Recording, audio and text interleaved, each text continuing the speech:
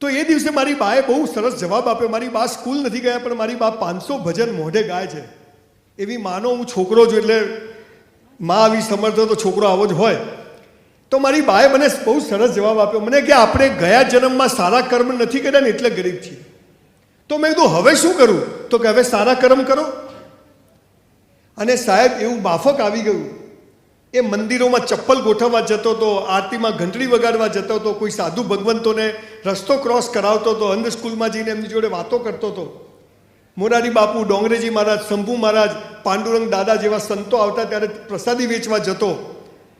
અને ત્યાંથી સાયકલ નથી, આજે મર્સિડીઝમાં ફરું છું. આખી દુનિયા જોઈ. દુનિયા જેને સુખ કહે છે, સંપત્તિ કહે છે, બધું જ ઈશ્વરે મને આપ્યું. એક હોટલમાં હું વેઇટરની જોબ કરતો હતો. I was literally waiter in a hotel for 3 years in my life when I was in college from 84 to 87. અત્યારે અમદાવાદમાં સિંધુ ભવન રોડ ઉપર મારી 2 મસ્ત હોટલ છે ને, એમાં 350 વેઇટર છે મારી હોટલમાં. સ્કૂલમાં ફી ભરવાના પૈસા નહોતા, 48 રૂપિયા પર એનમ. અત્યારે ગુજરાતમાં આણંદ પાસે 650 એકર જમીનમાં 2500 કરોડની સ્કિલ યુનિવર્સિટી મારી બની રહી છે.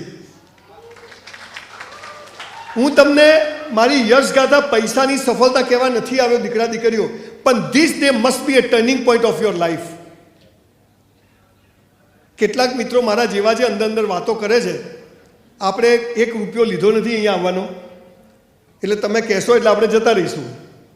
કે તમારી પાસે ટાઈમ નથી તો આપણી પાસે તો બિલકુલ નથી બોસ. એટલે જેને શાંતિથી સાંભળવું એ બેસે, ના સાંભળવું બહાર જાય. બચપન ખેલ મેં ખોયા, જવાની નીંદ ભર સોયા, બુઢાપા દેખ કર રોયા. 25 વર્ષ સુધી જીવનમાં શું કરવું ખબર જ નથી. ઘરેથી હેડ કરે એટલે અહીંયા આવે, ને ટેન્શન થાય એટલે ઘરે. પછી પ્રેમ થઈ જાય છે, લગ્ન થઈ જાય છે, આખા સુરતમાં ફરે, લાયો લાયો. પછી વરસમાં લાલીઓ આવી જાય, હરી ઈચ્છા. હવે હરી તો દર વર્ષે ઈચ્છા કરે.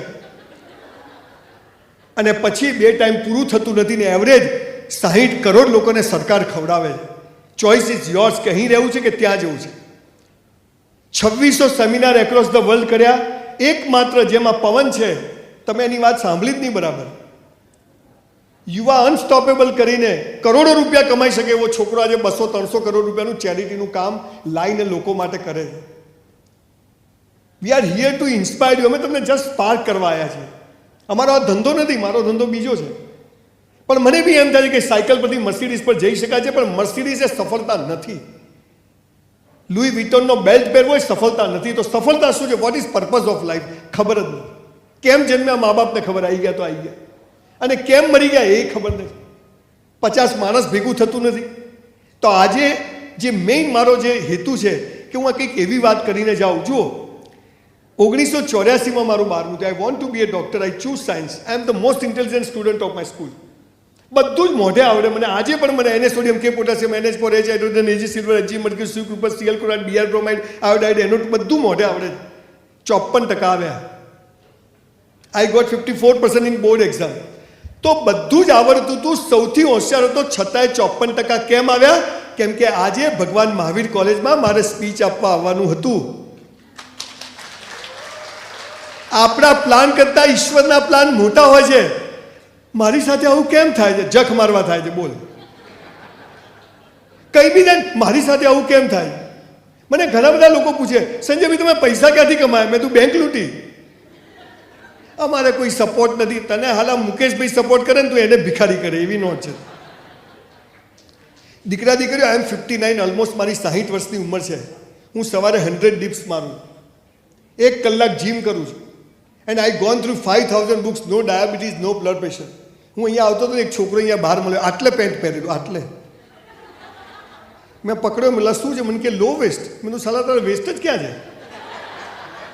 ખેંચો તો ઉતરી જાય. બટન ખુલ્લા હોય, પાંસળીઓ દેખાતી હોય, પહેલી બીજી ત્રીજી. દેશ માટે કરવું છે, તારા માટે કર, દેશ તો ચૂલામ જતો. પણ આ દુનિયામાં સૌથી મોટો પ્રોબ્લેમ શું છે? આપણને બધા શિખામણો આપે છે, પણ કોઈ લેતું જ નથી. હું તમને શિખામણ આપવા નથી આવ્યો. Everybody wants to touch your mind. I want two touch your heart. જીવન સાલું અહીંથી જીવાય છે ને બધું એમ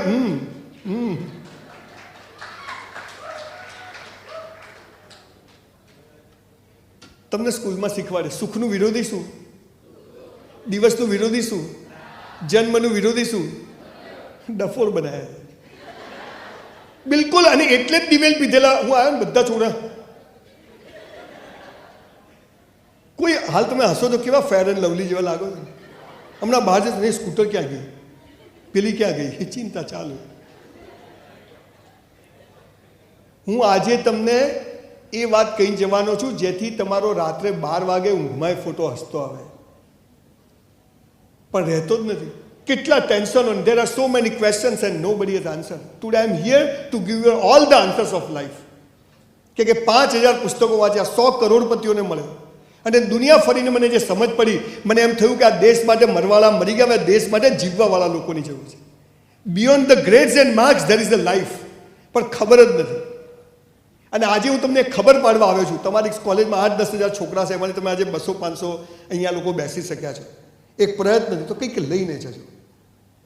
આ દુનિયામાં ખાલી લગ્ન કરવા અને સેક્સ માટે નથી આવ્યા, પણ બધું ખોટું શીખવાડ્યું. સુખનું વિરોધી દુઃખ નથી. સુખ પૂરું થાય એટલે દુઃખ શરૂ થાય, અને દુઃખમાં પણ તમે હસતા રહો તો સુખ તમારો હાથ પકડી લે.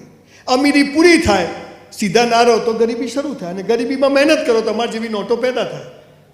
તમારો જન્મ થાય, મૃત્યુ નિશ્ચિત. તમારું મૃત્યુ થાય, તમારા કર્મને આધારે નવો જન્મ નિશ્ચિત. 3 દિવસ બ્રહ્માંડમાં આત્મા ફરે. તમને ખબર છે, તમે મરી જાઓ ને એટલે 3 દિવસ આત્મા બ્રહ્માંડમાં ફરે.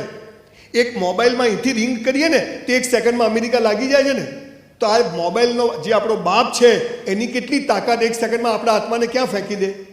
તો અત્યાર સુધી જે કંઈ છીએ ગયા જન્મના કર્મોને આધારે મા બાપ પતિ પત્ની લખણ પ્રમાણે બધું મળ્યું છે, પણ હવે જે કંઈ મળવું છે એ આપણા હાથમાં છે. અને એ માટેની શરૂઆત કરો દોસ્તો. તો બધા કે છે પોઝિટિવ વિચાર કરો, નેગેટિવ ધક્કા મારવાના. યંગ છોકરા, તમારાથી મોટી મારી દીકરી છે, મારી દીકરીને ત્યાં દીકરી છે, દીકરાને ત્યાં બધા પરિવાર સાથે રહું છું. યંગ છોકરાઓને કોલેજમાં સ્કૂલોમાં બધા કે ગંદા વિચારો નહીં કરવાના. એટલે આ ઉંમરમાં એ જ આવે, અને ના આવે તો લોચાવાળો કેસ કહેવાય. પણ એની સાથે કેમ જીવવું એ કોઈ કહેતું નથી. 4-5 વાતો દીકરા દીકરીઓ કહેવી છે, તમને ખબર જ છે, પણ કરજો. અને આજની તારીખ ઘરે જઈને લખી નાખજો કે what is purpose of life.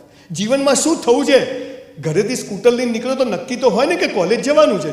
તો જીવનમાં 18-20 વર્ષના ઢાંઢા થયા તો જીવનમાં ક્યાં જવું છે એ તો ખબર હોવી જોઈએ કે નહીં. ખબર, ટકા આવે તો આમ ને ના આવે તો આમ, નહીં જ આવે તારે જા, પૈસા આવે તો આમ ને નહીં, કશું નક્કી જ નથી. તમે જુઓ રસ્તામાં લોકો કેટલા કન્ફ્યુઝ છે. રિક્ષાવાળો આમ જતો ને આમ જતો, બાઇક વાળો જતો ને આમ જતો, એકદમ બ્રેક મારીને ઊભો રહી જાય. કોઈને ખબર જ નથી કે કેમ સવાર પડે. અને મોબાઈલ આવ્યા પછી તો દાટ વળી ગયો છે. ક્યાં છો અલા ઠોકાઈ જશે, ઘેર જતો ચાલો. તકલીફ શું છે? સ્કૂલોમાંથી બધું, કોલેજોમાંથી ઊંધું શીખવાડ્યું. મને સ્કૂલ કોલેજોવાળા બીજી વાર નથી બોલાવતા, પણ આમણે મને બીજી વાર બોલાવ્યો છે. તમે જુઓ સ્કૂલમાં તમને પ્રાર્થના કરાવે છે, સ્કૂલમાં જાઓ એટલે એક સભાખંડ હોય, એમાં બધાને બેસાડે, પછી સ્ટેજ પર એક બેન આવે, આમ ચારા પાડા હોય, ચલો પ્રાર્થના, આંખો બંધ. અલા ખુલ્લી રાખીને ના થાય, ખુલ્લી રાખીને થાય ને, આંખો બંધ કરો એટલે ના દેખવાનું દેખાય. જો તમે હાલ કરો, એટલે ખુલ્લી રાખે તો પેલો દીવો દેખાય, પેલા ગણપતિ દાદા દેખાય, ધ્યાન તો ત્યાં રહે. કોઈ રૂપાળા બેન હોય તો ત્યાં ધ્યાન રહે, પણ ત્યાં તો પેલો કે આંખો બંધ.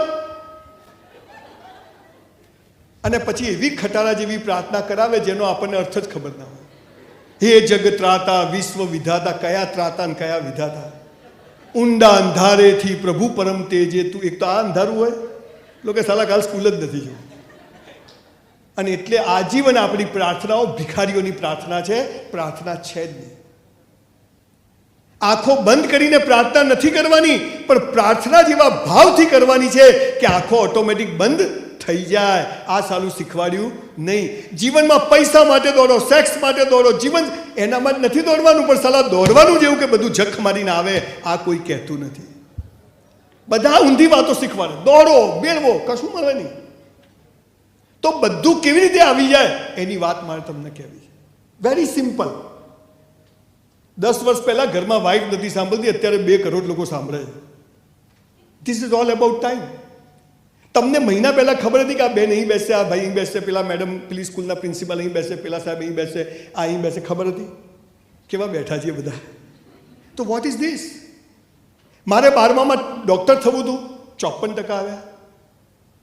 મેં ડાયમંડનો બિઝનેસ કર્યો, 93માં કરોડો રૂપિયાનું નુકસાન કર્યું, 70 ઘંટી ચલાવતો હતો. 10 વાર સુસાઇડ કરવો, એક વારમાં પતે નહીં.